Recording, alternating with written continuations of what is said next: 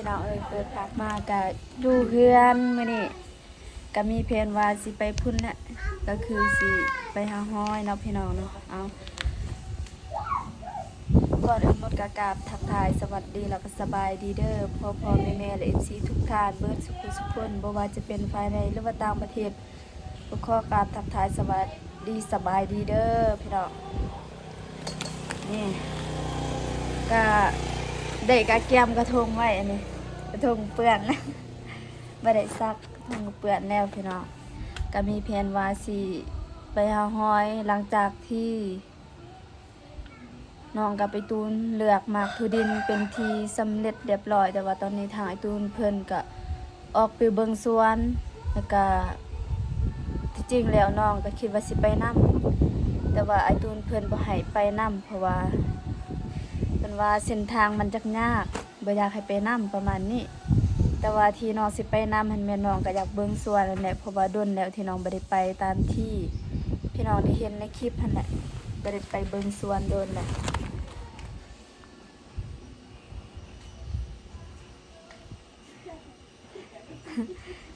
ก็ว่าสิไป3 คนนั่นแหละน้องสิไปกับพี่เอื้อยของไอตูนเพื่อนก็คือป้าแล้วก็มีพี่น้องนํ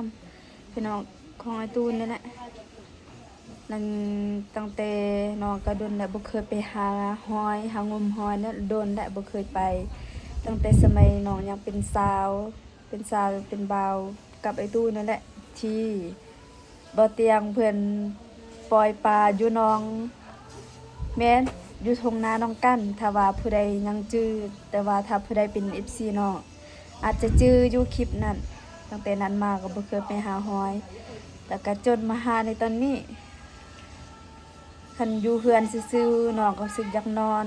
ก็เลยแต่พอดีทางป้าเพิ่นก็บังเอิญชวนกันไปหาหอยแต่ว่าน้องได้ยินน้องก็เลยได้ถามว่าสิไปหาหอยบ่แม่นแล้วน้องก็เลยไปนำประมาณนี้พี่น้องมีแต่ว่าสิถ่ายแล้วก็อัปเดตให้พ่อแม่พี่น้องไปเบิ่งนำกันว่าสิได้หอยหรือบ่เพราะว่ามื้อนี้ก็อากาศก็ฝนมาแล้วพี่น้องตอนนี้ฝนฟ้าอากาศก็มันอยากมืดแน่บ่ฮู้ว่าหอยออกหรือบ่ประมาณนี้แต่ว่าตามที่ทางป้าเพิ่นเว้าแม่นถ้าว่าแดดออกนี่แม่นหอยออกถ้าว่าแดดบ่ออกนี่แม่นหอยบ่ออกประมาณนี้พี่น้องกำลังออกไปเด้อนี่เส้นทาง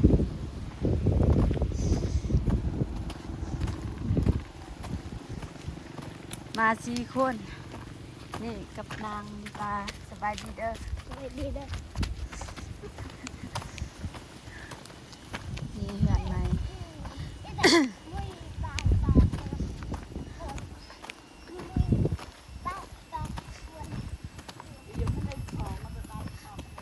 เพื่อนซ่านก็ยังคือเก่าเพิ่นเนาะแต่ว่านั่นมันได้แกะออกแล้วนะ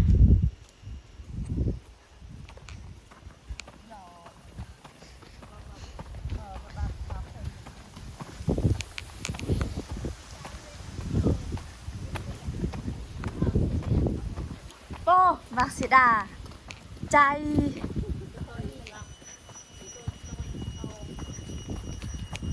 กำลังเฮิมมักสิดาไปมีแต่ว่าเสียบเดทให้พ่อแม่พี่น้องเบิ่งเป็นระยะเอาเด้อนี่เดินทางมาก็ฮอดประมาณนี้แล้วอ่ะคันเป็นไปได้กำดิบเกิงหัดอัด นี่ก็จะเป็นห้องเรียนของบ้านให้ดำไม่พี่น้องอันนี้ห้องเรียนนี่แม่เด้อพี่น้องห้องเรียนนี่แม่น้องเคยได้ไปเรียนคือห้องเรียนป .4 5 ป .5 เรียนนะอยู่นี่แม่นห้องเรียนป .4 ฮอดป .5 ไปต่อเบิ่งที่นี่พูดเป็นเรียนตั้งแต่ม .1 จนฮอดม .4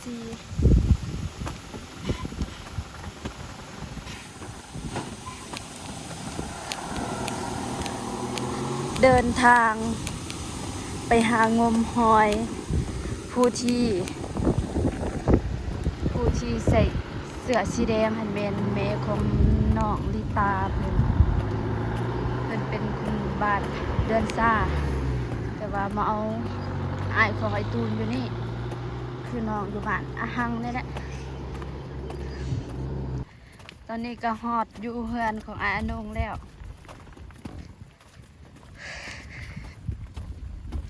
ยังออกกำลังกาย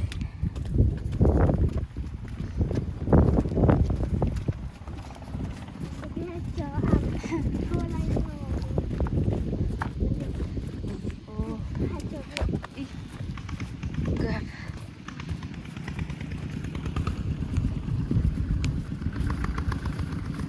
เจ้าหน่อยพี่น้องก็จะได้เห็นทุ่งนาน้องสีทาเห็นงามๆอยู่งามๆอยู่ค่ะ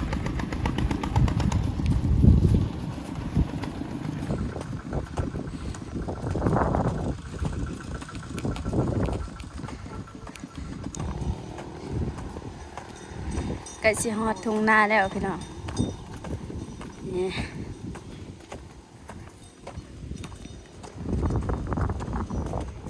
ฮอดอยู่บ่หลักหนึ่งนี่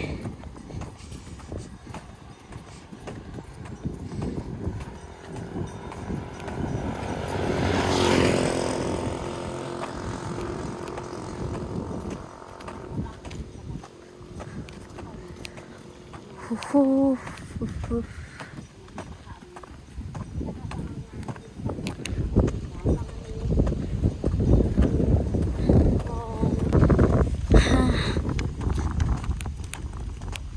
ฮอดแล้วพูนเมนบริษัทเวียดที่น้องเคยไปรับจ้าง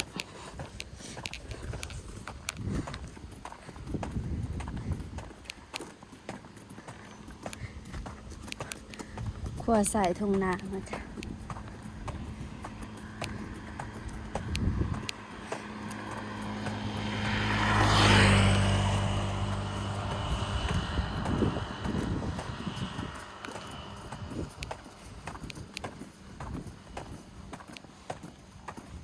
นี่เจอน้ำแล้วน้ำมงพายแต่ว่าห้องเรา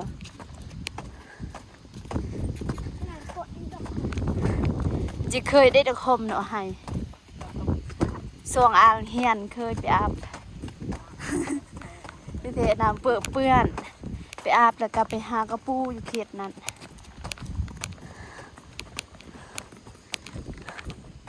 นี่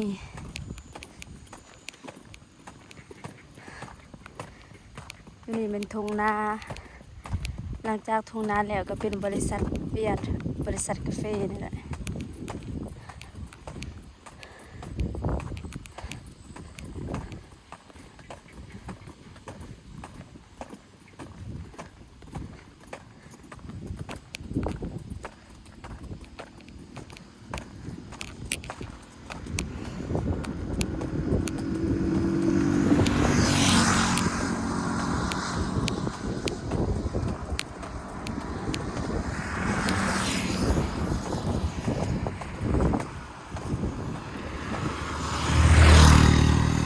มุดนาว้าทุ่งไห้ทุ่งนาเขียวสดงดงามพี่น้องไทยนอริต้าจบ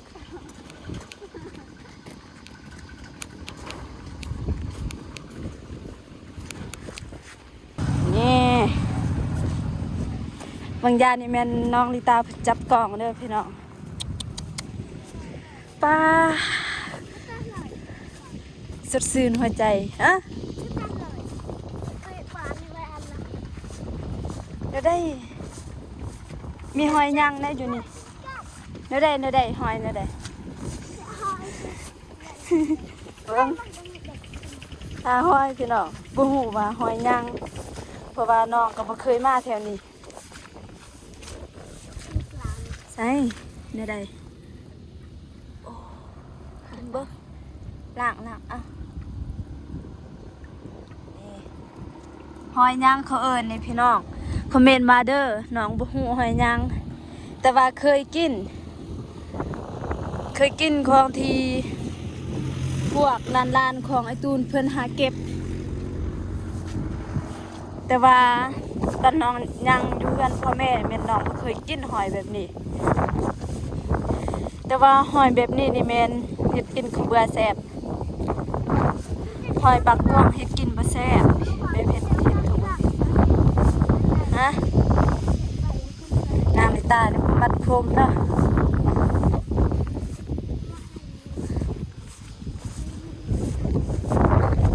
ป้าดูสิถ่ายอยู่เบิ่งเด้อ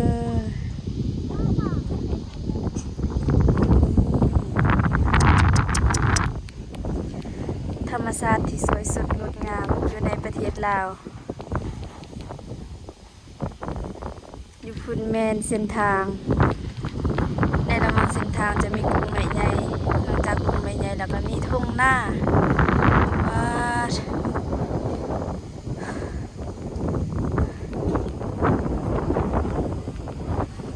บ่ว่า FC อยู่ไสถ้าว่าผู้ใดอยากมาลิ้นมาเที่ยวอยู่นี่ก็มาได้เด้อเดี๋ยวน้องกับไปตูนสิพาไป สิพาไปเลาะทุ่งไร่ทุ่งนานี่แหละแต่ว่าน้องนี่ยังไม่ได้น้อย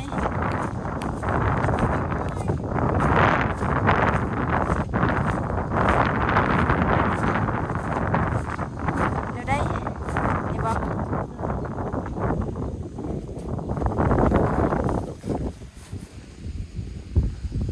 คิดฮอดเด้เบิ่งพุ่นถ่ายนี่เด้อพี่น้องเป็นแบบนี้พูดสิเก็บจะเจ็บเห็ดมาไม่ชอบมันเป็ดดำกะดิสีขาวนี่เหนียวกะดิสีขาวเลยเปียงนี่มันกะดิเมียด มันนอก เดี๋ยวดู จ้ะ 1 2 3แล้วถ่ายรูปกระปูมีบ่อยู่นี่นางนิตามาหาหอยน้ำกันเด้อพี่น้องเก็บเลยพุ่นก็มีแต่ว่าเฮาบ่เทิงบ่ฮอดโอ้เมื่อใส่ มันเด็กมันจะเจ็บถึงระดับ อ๋อหูแล้วขอบใจสิสอนวิธีหาหอย คือหอยแบบนี้เป็นของเคยหา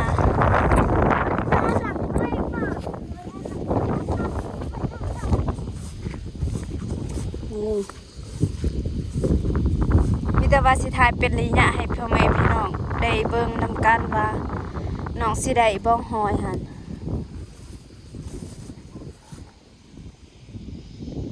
นี่ขออนุญาตเด้อ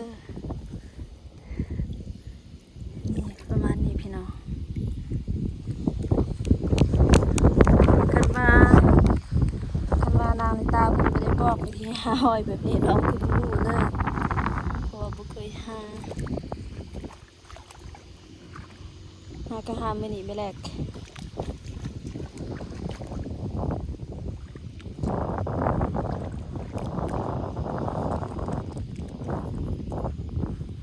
บ่ฮู้ว่าสิได้หรือบ่นี่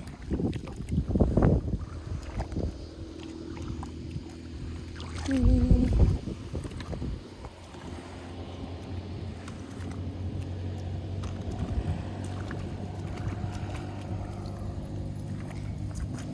ตาเอ้ยอะบอกว่ามีปิ่งอยู่นี่บ่ทำนี่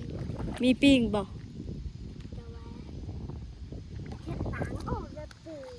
บอกภาษาลาวติ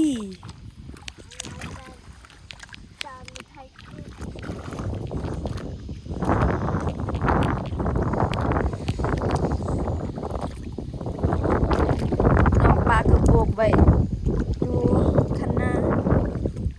จะบานางตาลมาตัวนี้จะเกือบเสียปุยอมปะถือไปเลยจักได้แฮมมาใส่นี่แต่ว่า จะบ่ได้เหยียบเขาเด้อพี่น้องเฮาไปตามหอยที่แบบหอยที่บ่ได้ดำประมาณนี้ไป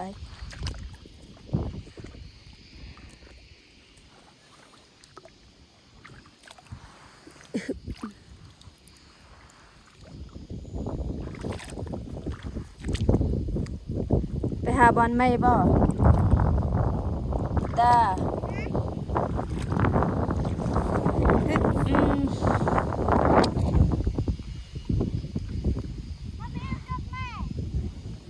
บ่เอาก็ได้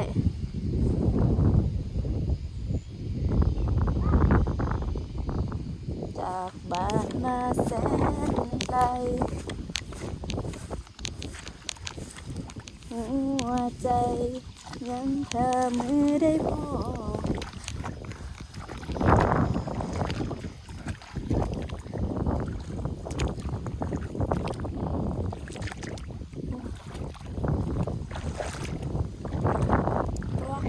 ปรวก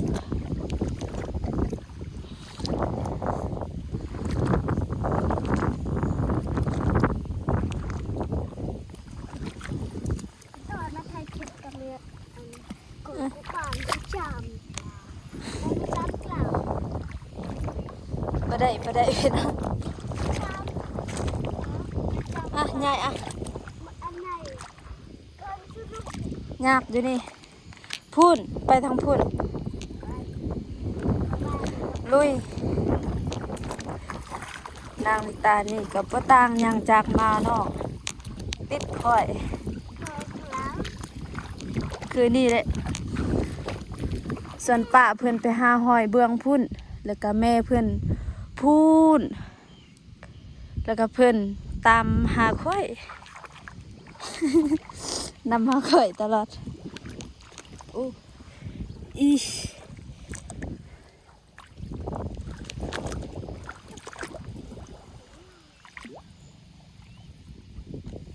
จ้าระวังนี่หมา เอาถ่ายอีเอาถ่าย เด็ก จะ ป จั ลา บกล้องจับกล้อง ปลา โดยเห็นอยู่เบิ่งเด้อถ่ายอะโกเก็บหอยให้เพิ่นบอกกันเด้อ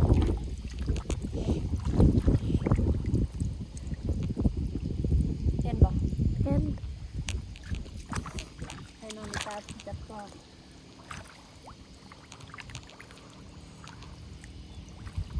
นางนิตาเพิ่นหากะมาไปสวนเมื่อวานนี่พี่น้องไปนอนสวนจักมื้อจักคืนจื้อบ่ จือ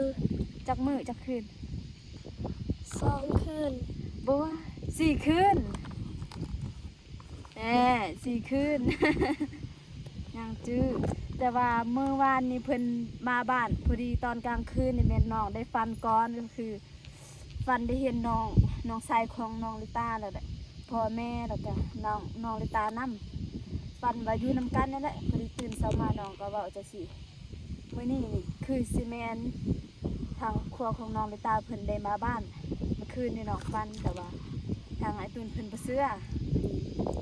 อยู่เมื่อวานนี่ก็พอดีพวกเพิ่นก็เมื่อตามฟันที่เป็นจริงเลย มาหาหอยเลยอีต้นจะไปได้หอย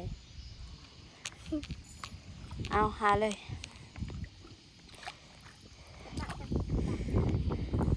แบบนี้แหละคักหาสิมีหอยอยู่บ่นี่ แบบนี้ฉันที่บ้านนั่นแหละมีกับแบบนี้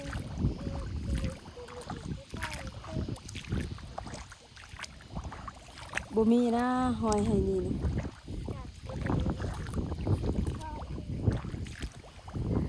ดอกบัวตกหลัง ใส่ มาดีต่อยังจือกับแบบนี้ ก็หาเบิ่งนี่ก่อน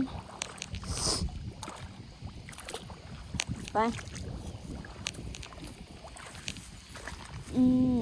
บ่ใส่เกือบ ไปแล้วก็กลับ เพิ่นเด้ไปเบิ่งเพิ่น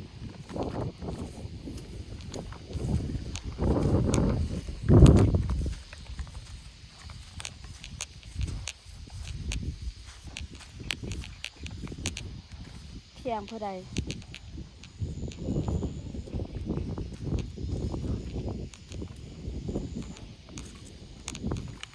นี่มาห้องนี้อีกยานเด้ยานมีทัก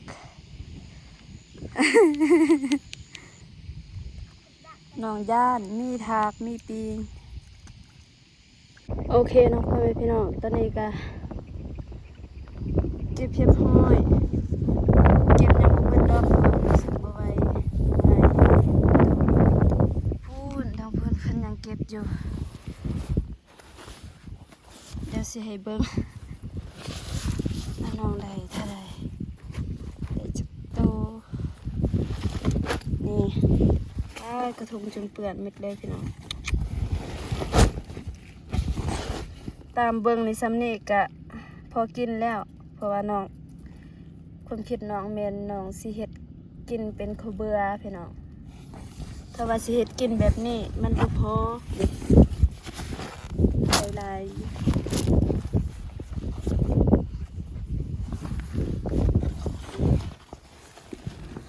ได้ซ้ำนี่เด้อพี่น้องจะประมาณนี้ได้บ่หลายนั่งอยู่ข้างหน้าเลยเพราะว่าสึกเมื่อยน้องก้มดนบ่ได้เก็บเฮาเดินมานั่งพักอยู่ข้างหน้านี่ทางเพิ่นยังหาเลาะหาเก็บอยู่เพิ่นแม่นางลิตาเป็นเพิ่นก็สิหาเลาะเก็บแล้วก็สิเมื่อเลยพุ่นเส้นทางหันแม่นอยู่พุ่นจะได้ก็มีแต่ว่าสิจบคลิปก่อนเด้อแม่พี่น้องก่อนอื่นหมดก็ต้องขอขอบใจทางพ่อแล้วก็แม่ FC ทุกคนที่ติดตามรับชมคลิปน้องได้จนจบแล้วก็บ่คำโฆษณาให้จะได้ก็ขอขอบใจหลายๆเด้อมีแต่ว่ามาเพาะกันคลิปหน้าคลิปนี้น้องขอกล่าวคำว่าสบายดีเด้อแล้วก็ลืมบอกเพิ่นไว้พี่น้องบางยาในแม่นน้องได้เห็นไอโก้เพิ่นพูนเพิ่นยืนถ่ายคลิปอยู่เส้นทางคือสิแม่นไปหาน้องกับไอตูนนี่แหละแต่ว่าน้องบ่อยู่เฮือนไอต้นเพิ่นว่าตัวเองอยากกินต้มถั่วดินแต่ว่าน้องก็ลืมต้มแต่ว่าถั่วดินหันแม่นน้องได้แบ่งให้ทางไอโก้แล้วแต่ว่ายังบ่ทันได้ต้มหลังจากที่เลือกถั่วดินแล้วน้องก็พักกินข้าวกินน้ำก็เลยยังบ่ทันได้ต้มจากนั้นก็ไปหาหอยเลยย่านบ่ทันไม่ได้ว่าน้องก็ได้เอิ้นหาทางไอโก้แล้วบางยานี่ไอโก้แต่ว่าเพิ่นบ่ได้ยินเพิ่นก็ยืนถ่ายคลิปเซยแบบเปิดคลิปนี่แหละพอดีเพิ่นก็ไปทางพูนมีแต่ว่าซ้ำนั่นแหละเด้อพ่อแม่พี่น้องไปแล้วบาย